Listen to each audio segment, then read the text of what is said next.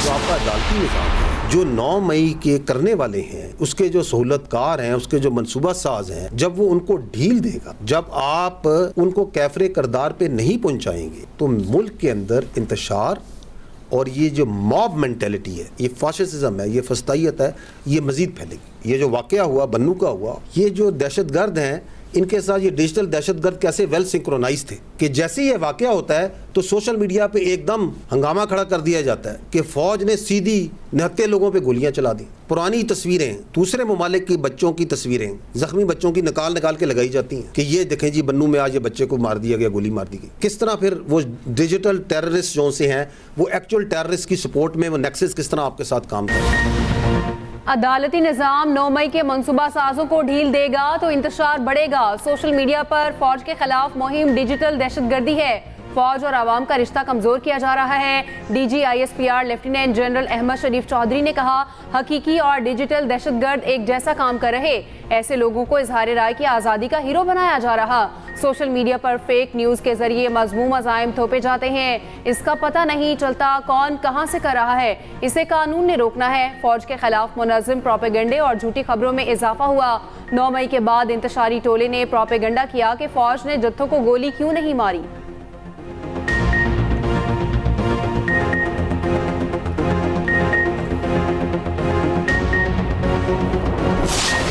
इस्तेहकाम के ऊपर बहस, कन्फ्यूजन, उसे मतनाज़ा बनाना क्यों किया जा रहा है? There is a very strong lobby जो चाहती है कि ये जो अगराज़ो मकासद हैं अज़्म इस्तेहकाम के, और ये वही अगराज़ो मकासद हैं जो कि रिवाइज नेशनल एक्शन प्लान की और नेशनल एक्शन प्लान के थे, ये ना पूरे हो। क्यों एक बहुत बड़ा माफिया, सियासी माफिया, गैर कानूनी माफिया हर जगह से खड़ा हो गया कि हमने ये काम नहीं होने देना, और उसका पहला चाल ये है कि वो चाहता है कि इसको मुतनाज़ बना दें।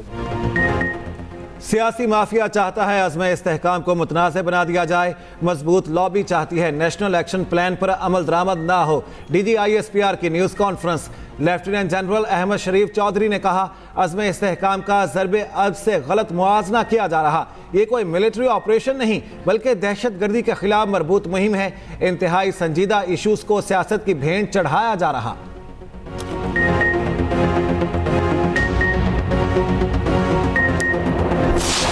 कुछ मुसल्ला लोग पहले से शामिल थे, दे फायर्ड, और उन्होंने वहाँ पे वो जो कनात जो लगी हुई थी, एक आर्जी दीवार, और एक आर्जी दीवार की तामीर भी शुरू हो गई थी, एक दीवार की, उसको भी गिराया। और वहाँ पे जो सप्लाई डेपो है, जो सरकारी गोदाम था राशन का, उसको लूटा भी। अगर ये जिस तरह कहा जा रहा है कि ये नहत्ते लोगों में फायरिंग की जाती, तो क्या वो इतनी तसल्ली से वहाँ आटे, घी, बोरियाँ चोरी कर रहे होते? जो फ़ौज ने रिस्पॉन्स दिया वो बिल्कुल as per SOP, as per orders था। देखिए 9 मई के बाद जब 9 मई का वाक़या हुआ तो मखसूस एक सियासी गिरोह ने, एक इंतशारी टोले ने ये बातचीत करनी शुरू कर दी, एक प्रोपेगेंडा करना शुरू कर दिया कि जी फ़ौज ने इनको रोका क्यों नहीं। बन्नू में फौज का रद्द-ए-अमल SOPs के मुताबिक था। इंतशारी टोले ने प्रोपेगेंडा करने की कोशिश की। अमन मार्च में मुसल्ला लोगों ने शामिल होकर फायरिंग की। वाक़े पर अपनी हुकूमत के खिलाफ क्यों एहतजाज करवाया जा रहा है? तर्जुमान पाक फौज का न्यूज़ कॉन्फ्रेंस में सवाल कहा। मुजाहिरीन राशन डिपो से आटे की बोरियां उठा रहे थे, एक आरसी दीवार को गिरा दिया गया। मुसल्ला लोग हजूम में शामिल हुए तो रोकना किसकी जिम्मेदारी थी? शरपसंद हजूम में घुसकर फायरिंग करे तो जिम्मेदार पुलिस है। हजूम को कंट्रोल करना फौज की नहीं, सूबाई हुकूमत की जिम्मेदारी है।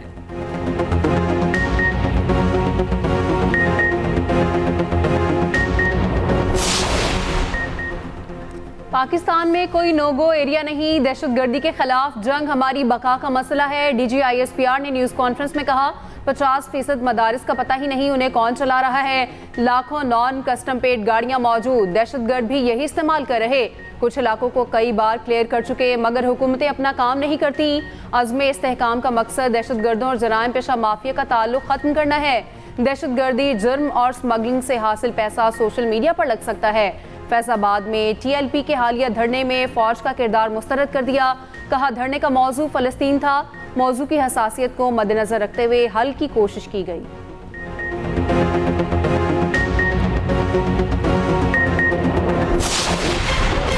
के डिजिटल मीडिया सेल के मरकजी दफ्तर पर छापा। पीटीआई के सेक्रेटरी इतलात रऊफ हसन गिरफ्तार। कानून नाफिज करने वाले इदारों ने शवाहिद की बुनियाद पर छापा मारा। चेयरमैन पीटीआई बैरिस्टर गौहर की अपनी गिरफ्तारी की तरदीद। कहा पुलिस ने मुझे घर छोड़ दिया। कहा आपकी किसी मुकदमे में गिरफ्तारी मतलूब नहीं, आप जा सकते हैं। ज़राए के मुताबिक पीटीआई का डिजिटल मीडिया मरकज इंटरनेशनल डिस इंफॉर्मेशन का गढ़ बना हुआ था। मुल्क मुखालिफ प्रोपेगेंडे में मुलविस कई मुल्जिमान को रंगे हाथों गिरफ्तार किया गया। तमाम सबूत और रिकॉर्ड तहवील में ले लिया। पीटीआई सेक्रेटेरिएट के बाहर तजावुजात पर सीडीए का ऑपरेशन भी मुतवक्के।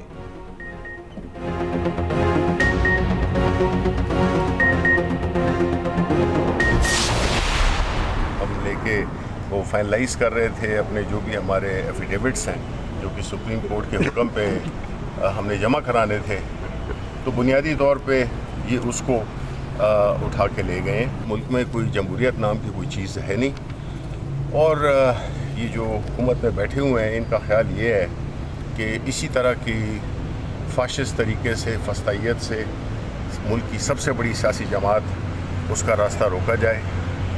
और जो कानून की अमलदारी है ये तो मेरे नज़दीक कंटेम्प्ट ऑफ कोर्ट भी है, सुप्रीम कोर्ट जाएंगे। पुलिस वाले हमारे हल्फनामे उठा कर ले गए। सुप्रीम कोर्ट के फैसले में रुकावटें डाली जा रही हैं। सेनेटर शिबली फराज की मीडिया से गुफ्तगू। कहा हमारे एमएनएस ने अदालती अहकामात पर वाबस्तगी का इजहार करना था। कानून की अमलदारी में रुकावट पर अदालत जाएंगे। फस्ताई हुकूमत चाहती है कि मुल्क की सबसे बड़ी जमात का रास्ता रोका जाए। इन हालात में हमें किसी अच्छे की उम्मीद नहीं। हुकूमत का पीटीआई पर पाबंदी का फैसला। वजीर आज़म ने वफाकी काबीना को इजलास बुध को तलब कर लिया। ज़राए के मुताबिक इजलास सुबह 11 बजे शुरू होगा। काबीना से पीटीआई पर पाबंदी से मुतालिक मंजूरी ली जाएगी। आर्टिकल 6 की कार्रवाई से मुतालिक मंजूरी का इम्कान है। मुल्क की सियासी सूरत हाल पर तबादला ख्याल किया जाएगा।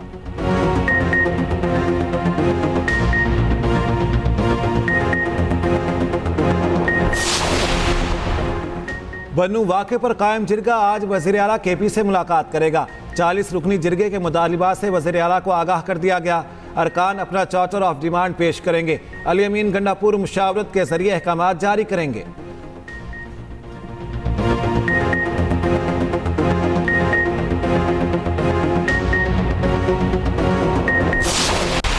ये जो बन्नू का वाक़या हुआ है इसको बेसिकली बुनियाद बना के पीटीआई को बैन करने के लिए एक बुनियाद बनाएंगे इसको। और आर्टिकल 6 का क्या कहते हैं, आर्टिकल 6 लगाते हैं ताकि प्रेसिडेंट बेल्ट को अपनी जाती अना और अपनी जाती उसको खत्म करके कानून के मुताबिक उस मुल्क को चलाने की जरूरत है। बन्नू वाक़े को बुनियाद बनाकर पीटीआई पर पाबंदी लगाने के लिए जवाब पैदा किए जा रहे हैं। खैबर पख्तूनख्वा में ऑपरेशन नहीं चाहते और ना ही होने देंगे। पीटीआई रहनुमा असद कैसर कहते हैं बारूद, बंदूक और बम धमाकों से हम तंग आ चुके। चाहते हैं कि खाना जंगी खत्म हो और लोग इज्जत से जिंदगी गुजार सकें। एमएनएस को वजारतों और पैसों की लालच दी जा रही है। वफादारी तब्दील ना करने पर एंटी करप्शन और नैब कार्रवाई की धमकियां दी जा रही हैं। आपका ख्वाहिश था, पूरा नहीं हुआ। साफ बात है, अगर आप पूरे पाकिस्तान में कहते हैं कि आप घर घर सर निकल आ जाए, सारे सड़कें ब्लॉक करे, रोड बंद करे और इस तरह हर एक चीज़ को जलाए, आप मुल्क के खिलाफ लगे हुए, मुल्क के खिलाफ साजिश कर रहे हैं, उसमें आप बिल्कुल मुलविस है और इसके सारे सबूत सामने। बन्नू एहतजाज में पीटीआई ने अपने लोग शामिल किए, उन्हें असलहा भी दिया गया। सबूत सामने आ गए हैं। इनका मंसूबा था मुल्क में लाशें गिर जाएं। कैदी का प्लान था मुल्क में खूनरेजी हो। वजीर सैफरान अमीर मकाम के इस्लामाबाद में न्यूज़ कॉन्फ्रेंस। कहा एक खास इदारे को निशाना बनाया जा रहा है। बन्नू वाक़े पर JIT बनाई जाए। जर्मनी वाक़े में मुलविस अनासिर अफगानों और पाकिस्तानियों का तसादुम चाहते हैं।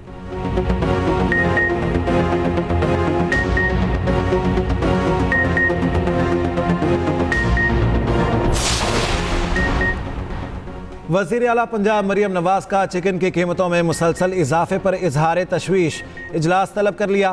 प्राइस का तयन करने के लिए रेगुलेटरी मैकेनिज्म तश्कील देने का हुक्म।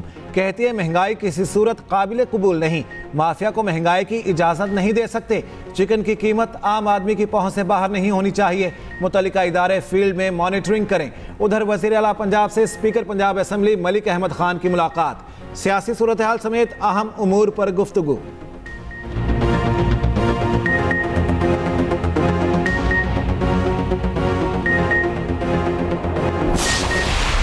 का जो फैसला आया है उसमें वो रिलीफ दिए गए हैं जो कि पिटीशन में नहीं थे, जो प्रेयर में नहीं थे। ये हो नहीं सकता कि आप एक चीज मांगो ही नहीं और आपको मिल जाए। ये नहीं हो सकता कि अगर कोई मैं ये कहूँ कि जी मैं पॉपुलर हूँ तो मुझे 100 खून माफ है, ये नहीं हो सकता। मैं अगर पॉपुलर हूँ तो मेरे सारे कानूनों से बालातर हूँ, नहीं हो सकता ये सिस्टम और हुकूमत चलेगी, मुल्क में कुछ नहीं होने वाला। लोग मुख्तलिफ अंदाज में मनफी बातें फैलाते हैं। सीनियर वजीर सिंध शर्जील इनाम मेमन कहते हैं सुप्रीम कोर्ट के फैसले में वो रिलीफ दिए गए जो मांगे ही नहीं गए। ये नहीं हो सकता कि कोई कहे मैं पॉपुलर हूँ और कुछ भी कर सकता हूँ। यहाँ राय बनाई जाती है कि हुकूमत काम नहीं कर रही। सिंध हुकूमत की कोशिश है आवाम को रिलीफ दें।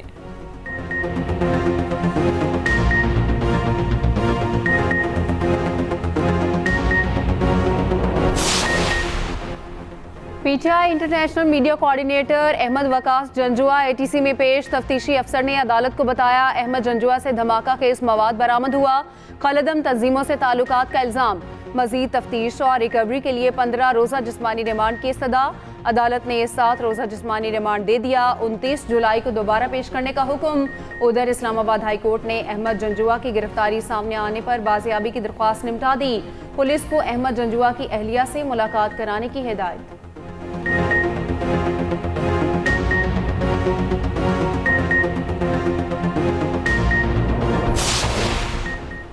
पीटीआई को इस्लामाबाद में जलसे की इजाज़त से मुतालिक केस। इस्लामाबाद हाई कोर्ट की चीफ कमिश्नर और दरख्वास्त गुजार को दोबारा मुलाकात की हिदायत। चीफ जस्टिस आमिर फारूक ने रिमार्क्स दिए। चीफ कमिश्नर को हमने इन्हें चाय पिलाने के लिए मुलाकात का नहीं कहा था। मुलाकात करें और जलसे से मुतालिक मामला तय करें। सियासी जलसा इनका हक है। एडवोकेट जनरल साहब, लॉ एंड ऑर्डर की सूरत हाल है लेकिन बैलेंस रखें। इन्होंने एक जलसा करना है, क्या इसमें गलत है?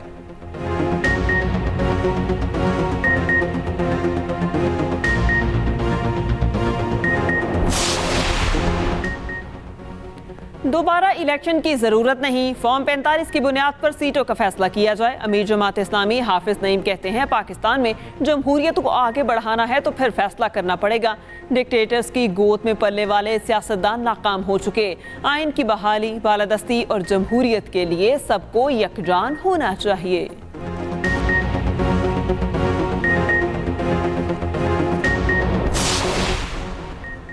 पाकिस्तान स्टॉक मार्केट में शदीद मंदी। 100 इंडेक्स में 1578 पॉइंट्स की कमी। 79,000 की नफसियाती हद भी गिर गई। 78,539 पर ट्रेडिंग का इख्तिताम हुआ।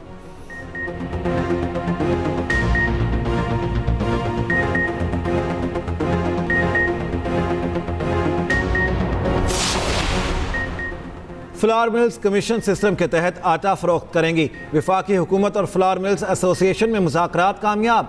फ्लावर मिल्स पर इनकम टैक्स एक्ट का सेक्शन 153A लागू नहीं होगा। आटा डीलर्स और परचून फरोश फ्लावर मिल्स का आटा फरोख्त करने पर फी थैला कमीशन लेंगे। कमीशन की रकम पर इनकम टैक्स एक्ट के तहत विद होल्डिंग टैक्स लागू होगा।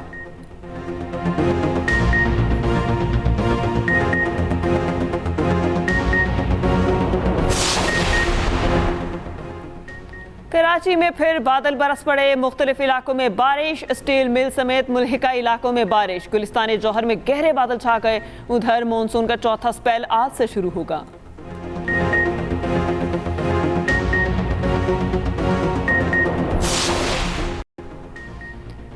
चालान अब सबूत के साथ। पंजाब में आर्टिफिशियल इंटेलिजेंस और जदीद इलेक्ट्रॉनिक ट्रैफिक पुलिसिंग शुरू। धुआं देने वाली गाड़ियों की जदीद कैमरों से मॉनिटरिंग और ई चालान के साथ गाड़ी की तस्वीर भी होगी। सीनियर वजीर मरियम औरंगजेब का कहना है वजीर आला मरियम नवाज की निगरानी में ट्रैफिक पुलिसिंग का कल्चर तब्दील हो रहा है।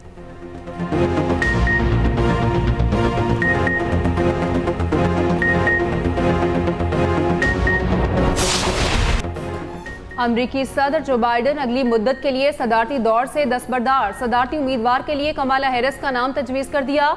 जो बाइडन का सोशल मीडिया प्लेटफॉर्म एक्स पर कौम के नाम पैगाम। कहा मेरी दस्तबरदारी पार्टी और मुल्क के बेहतरीन मफाद में है।